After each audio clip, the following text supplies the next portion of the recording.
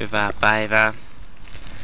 Olen Ismo Nihti ja olen tällä uutispätkällä varoittamassa ihmisiä ihmiskunnan tulevaisuudesta.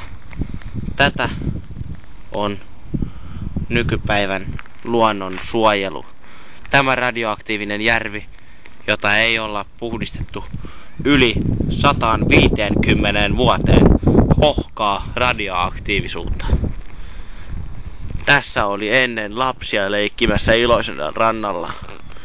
Nykyään täällä ei ole mitään.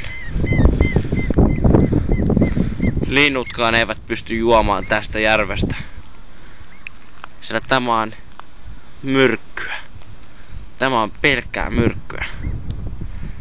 Eikä täällä uimarannalla ei ole lapset pystyneet leikkimään moneen vuoteen. Mitä?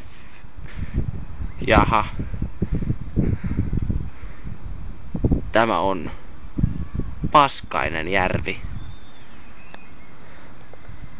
Sen koskettaminen aiheuttaa jo syöpymistä. Sitä ei ole koskaan sitten viime vuosituhannen puhdistettu, eikä sitä ole millään tavoin suojeltu. Minä